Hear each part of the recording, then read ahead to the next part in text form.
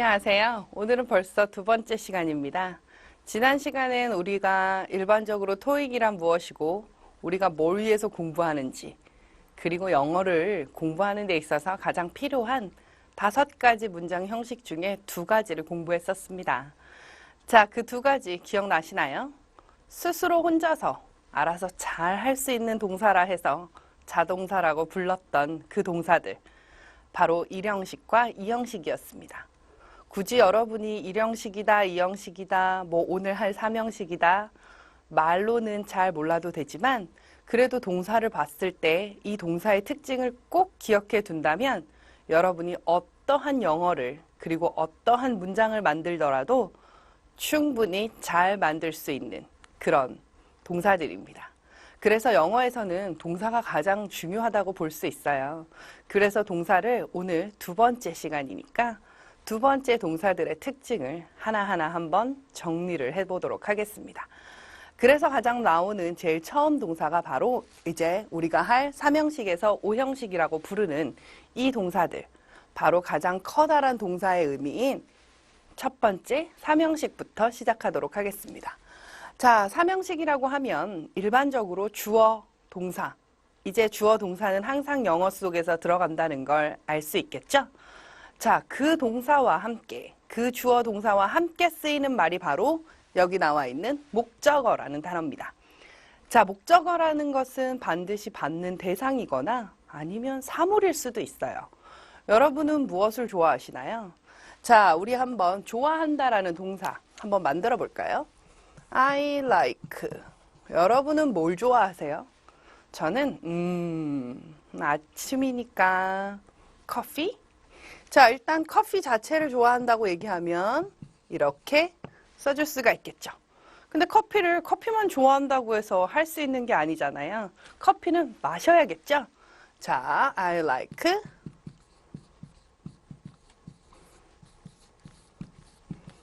이런 식으로 여러분의 행동을 목적어로 쓰기도 한다는 것입니다. like라는 동사는 이렇게 써도 되고요. 아니면 이렇게 써도 되겠죠. 자, 이렇게 생긴 구조가 바로 3형식이라고 부릅니다. 자, 그래서 우리 그 3형식의 동사를 반드시 완전 타동사라고 부릅니다. 타동사라는 거는 아까도 얘기했지만 스스로는 할 수 없어요. 반드시 이렇게 대상이 나와줘야 된다는 거 잊지 마시기 바랍니다. 자, 그러면 3형식 동사들에는 무엇이 있는지 한번 살펴봐야겠죠? 자, 가장 많이 나오는 3형식 동사들은 바로 이런 동사들이 있어요. 자, 자동사로 착각하기 쉬운 동사라 뭘 말할까요? 자동사는 항상 뭐라 그랬어요? 혼자서 할 수 있다 그랬잖아요. 그래서 뒤에 누군가 대상을 쓰고 싶을 땐 반드시 같이 오는 짝꿍들이 있다 그랬죠? 가장 대표적인 자동사라고 얘기한다면 여러분이 생각나는 거 바로 arrive라고 할 수 있어요. 자, 이 arrive라는 동사는 바로 어떻게 쓰냐면 나는 어디 어디에 도착했다라고 말할 때 I arrive at 어디에 도착할까요? 서울 스테이션? 네, 서울역에 도착했습니다 라고 할 수 있어요.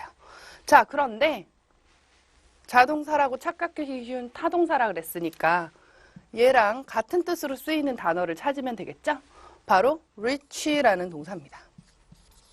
reach라는 동사는 어디 어디에 다다르다, 도착하다라는 뜻이에요.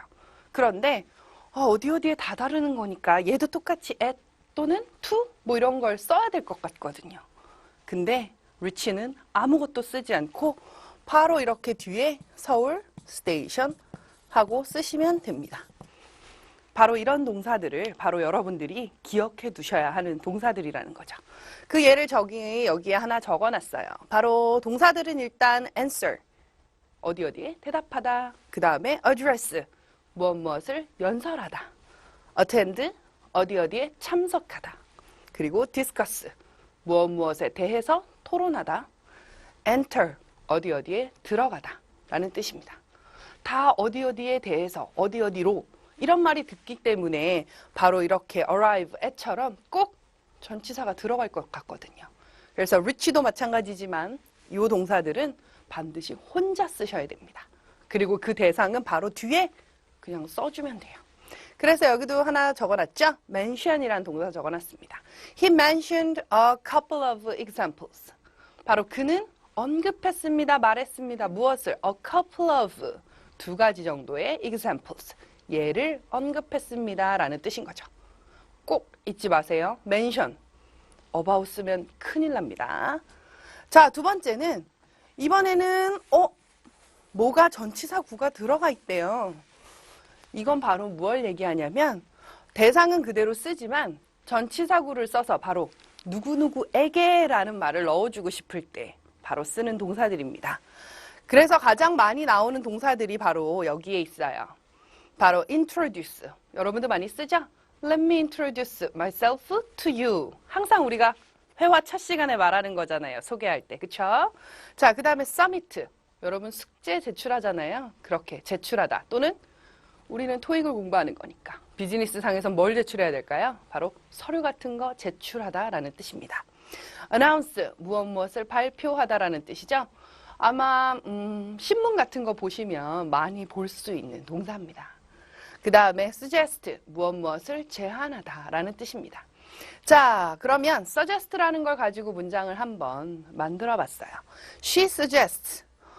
뭘 제안했을까요? 그녀가 바로 a new plan, 새로운 계획을 제안을 했대요.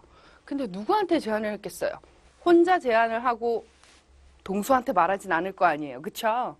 그래서 바로 우리에게 라는 표현으로 이렇게 전치사 구라는 거를 써서 받는 대상을 표시해 주는 거죠. 그래서 보통 suggest를 여러분들이 어떻게 착각해서 많이 쓰냐면 바로 이렇게 착각해서 많이 쓴다는 거죠.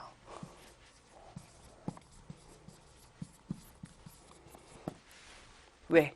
누구누구에게 무엇을 제안하다. 말이 되는 것 같거든요. 그런데 영어에서는 이렇게 쓰시면 안 된다는 거 잊지 마시기 바랍니다. 자, 그러면 문제를 한번 풀어봐야겠죠? 삼형식을 한번 정리를 해보도록 하겠습니다. 자, 첫 번째 문제 갈까요? The resignation of the CEO. 우리 최고 경영자께서의 그 사임, 그만두셨나 봐요. 그것이 바로 astonished, was astonished. 놀라움을 주었다라는 astonish. 동사를 ed를 붙여서 과거형을 만들었고요. 두 번째는 was astonished니까 놀라움을 당한 거겠죠. 그래서 누구를 근데 보니까 만약에 사임이 그냥 놀라움을 당한 대상일까요? 보통 이렇게 감정을 나타내는 동사들은 우리가 대상을 받는 거잖아요. 그쵸? 우리가 그 느낌을 받아야 되는 거죠. 그러니까 이 행동은 누군가에게 그 놀라움을 또는 그 쇼킹을 줘야 되겠죠. 그래서 여기 고맙게도 all of the employees, 바로 모든 직원들에게 라는 뜻이 들어가 있네요. 그럼 이 사람들을 바로 놀라게 만들었다는 뜻이기 때문에 astonish는 그냥 동사 자체로 쓰이면 되겠습니다. 그럼 답이 뭐가 될까요? 그쵸. 바로 첫 번째 astonished가 되겠죠. 그래서 그 사람의 행동이 바로 우리 CEO의 사임이 모든 직원들을 놀라게 했다라는 뜻입니다. 자, 그러면 두 번째는 an applicant, 바로 지원자. 여러분도 아마 어딘가를 지원하고 계시겠죠? 자, 지원자가 should, 해야만 합니다. 자, 동사를 보니까 seeks, 그죠? 뭔가를 추구하다라는 동사를 사용했는데 seeks, s가 붙었네요. 그리고 두 번째 단어에는 seek라고 동사 원형이를 써줬죠? 자, 어쨌거나 뭔가를 추구하고자 하는 건 맞는 것 같아요. 뭘? advice를. 바로, 그쵸? 충고죠. 누구로부터? from a director, 디렉터로부터. 디렉터는 뭐 이사도 되고요. 일반적으로 우리나라에서 보통 명함이나 이런 걸 보면 디렉터, 매니저 바로 윗급이라고 하기도 하고요. 회사마다 조금씩은 차이가 있습니다. 그래서 어쨌거나 이사로부터 충고를 찾으려고 한다라는 뜻이겠죠. 근데 언제냐면 when it is necessary. 그것이 필요할 때라는 뜻입니다. 그래서 when부터 necessary까지는 없어도 되는 그런 부분이에요. 그래서 얘를 우리가 첫 시간에 구조를 배울 때 했었던 수식어, 되는 겁니다. 자, 그러면 여기서 분명히 답은 뭔지 보여요. 그쵸? 둘 중에 하나겠죠, 당연히. 근데 여러분이 조심해야 되는 게 바로 should라는 이 단어입니다. 우리가 다음 시간에 할 거지만 바로 이 should라는 단어는 여러분이 어떤 동사를 사용하는데 도움을 주는 조동사란 말이에요. 그렇기 때문에 반드시 동사 원형이와 함께 쓰셔야 돼요. 아무리 앞에 an applicant라는 3인칭, 그쵸? 그 3인칭의 한 사람일지라도 should가 들어갔기 때문에 씩에다가 이렇게 s를 붙이는 답을 하면 큰일 난다는 거 잊지 마시기 바랍니다. 자, 그러면 이제 삼형식은 정리가 됐나요? 삼형식이라고 부르는 바로 이 아이들. 그래서 이번에는 조금 더 확장을 시켜보도록 하겠습니다. 사형식이라고 부르는 걸 하려고 하는데요. 바로 이 사형식이라는 건 이런 구조를 갖고 있어요. 이건 뭐지? 자, 일단 주어 동사는 알 것 같아요. 그쵸? 자, 그런데 목적어를 이렇게 두 개로 나눠놨네요. 왜 나눠놨을까요? 여러분 아까 suggest 기억나나요? suggest, 쓰면 안 되는 문장이 하나 있었죠? 바로 그 순서예요. 간접 목적어라고 하는 건 우리에게 또는 뭐 그 사람에게 누구누구에게라는 뜻을 가지고 있는 그런, 즉 사람을 보통 가리키는 말이에요. 그럼 그 사람한테 뭘 줬는지 그 대상을 줘야 되겠죠? 그래서 우리나라 말로 하면 이렇게 됩니다.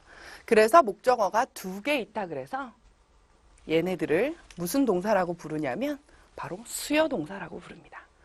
자, 수요동사는 그럼 뭘까요? 그렇죠. 바로 뭔가를 준다라는 의미를 갖고 있다는 뜻이에요.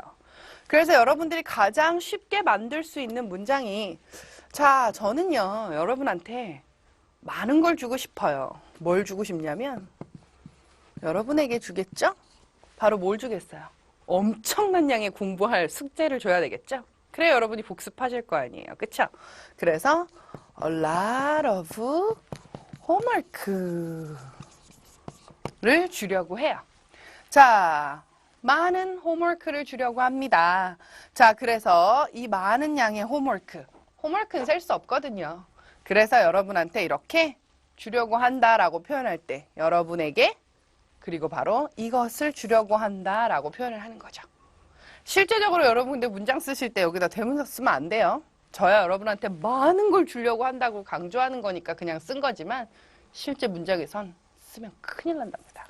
어쨌거나 이렇게 생겼어요. 자, 그럼 이제 얘를 조금 공부를 좀 해봐야겠죠? 자, 그럼 사형식 동사들에는 종류가 여러 가지가 있대요. 물론 다 전체적인 건 수요 동사가 맞아요. 하지만 사형식을 가지고 여러분이 이제 우리 원래 삼형식에, 즉 목적어가 하나인 걸로 만들 수가 있거든요. 그게 바로 뭐냐면 바로 이런 동사들은 전치사를 반드시 to를 사용해야 된다는 겁니다. 자, 그럼 to를 사용한다는 말은 뭘까요? 자, Susan gave me a present. 수잔이 줬네요.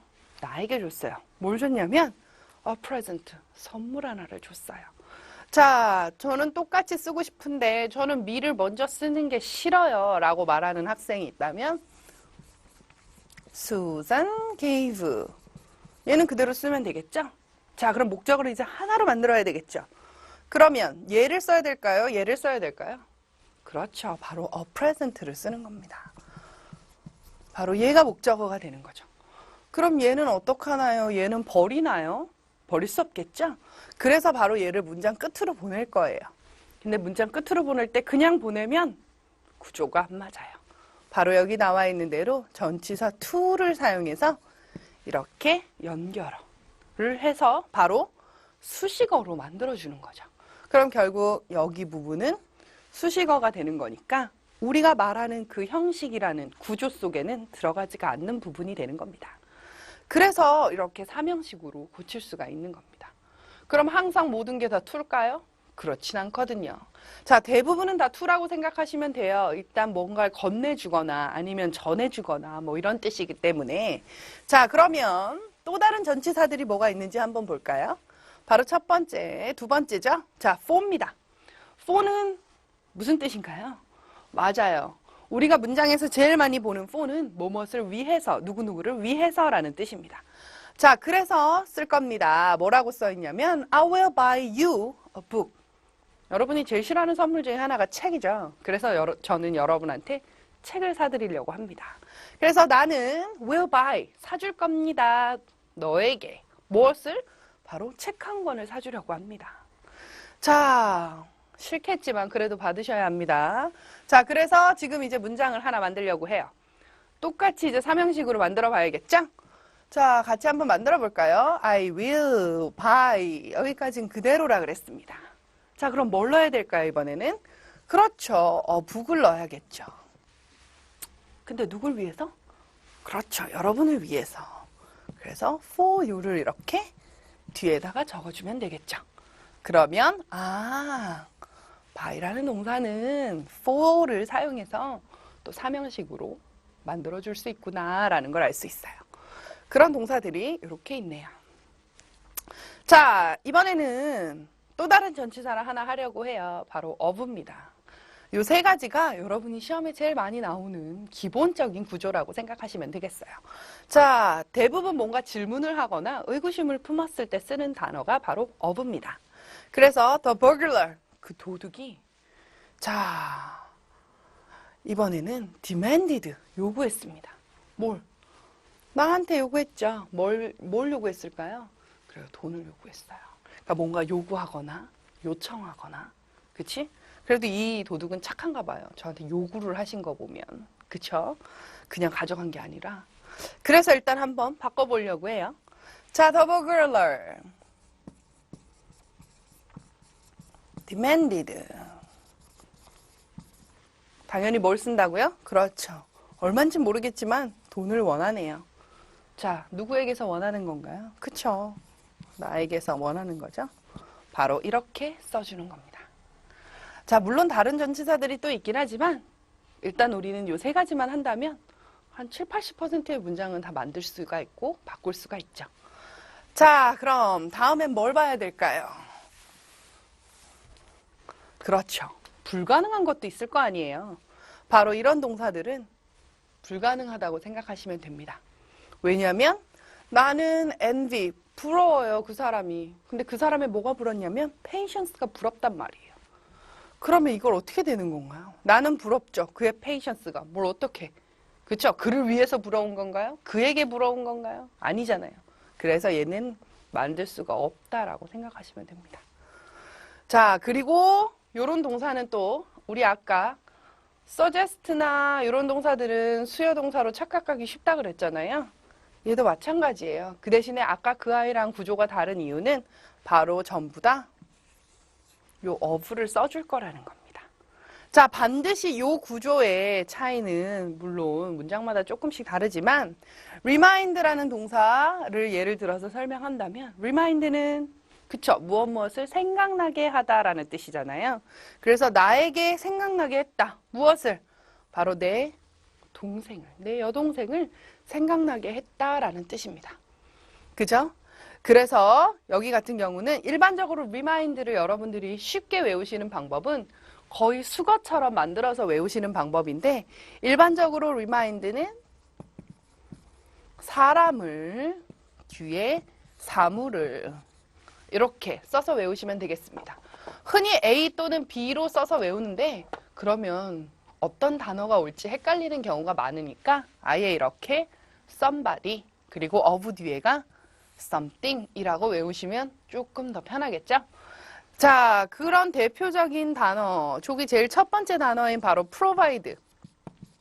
근데 provide는 of 쓰면 안 되거든요. 자, provide는 여러분에게 제공하는 거죠? 그쵸? 무엇을 제공할까요?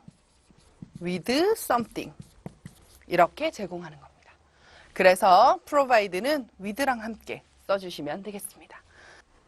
자, 그러면 사형식을 한번 정리를 해봐야겠죠? 첫 번째 문제, 바로 the farmer said 또는 told us that he knew how to fix this tractor.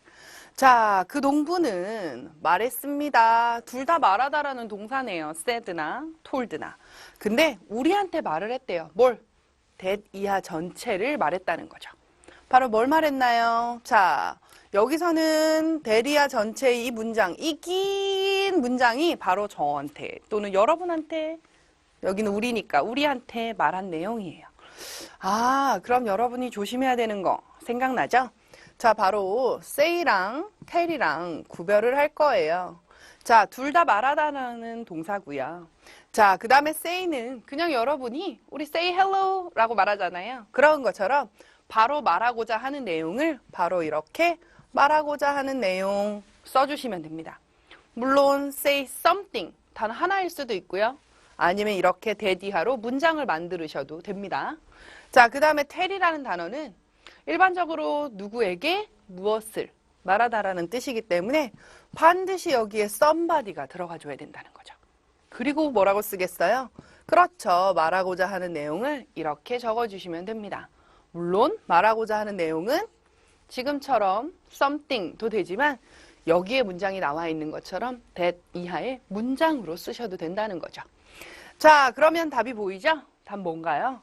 맞습니다. 바로 told가 답이 되는 겁니다. 자, 그럼 두 번째 문제 한번 볼까요?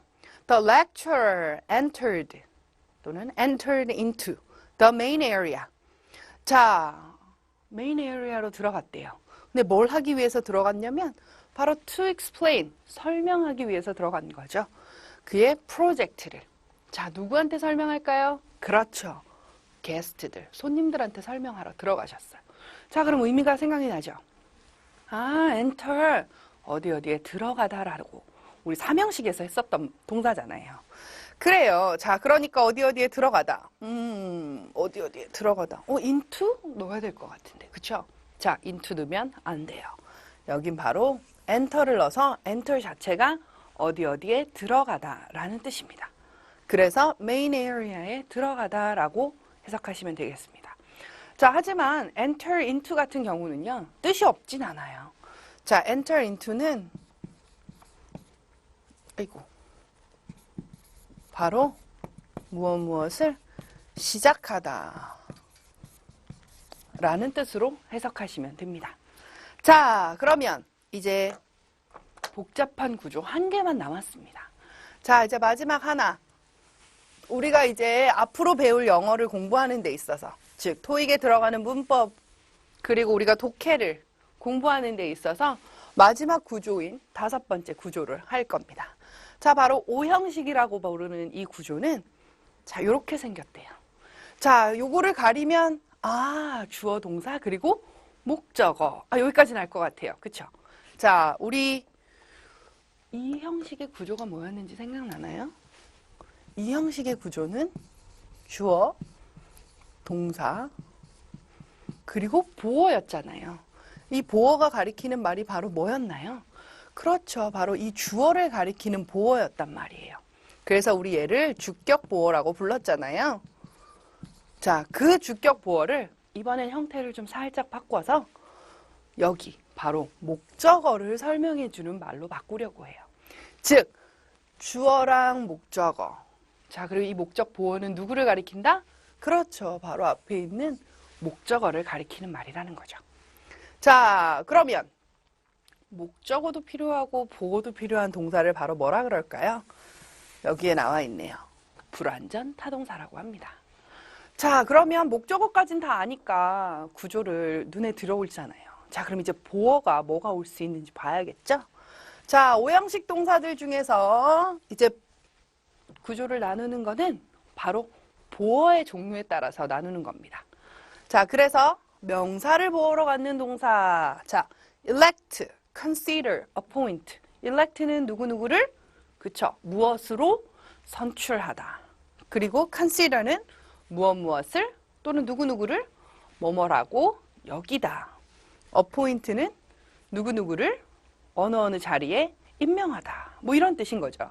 그래서 여기서 he calls me. 여기까지 sweetheart가 없다고 생각하세요. 자, 그러면 he calls me.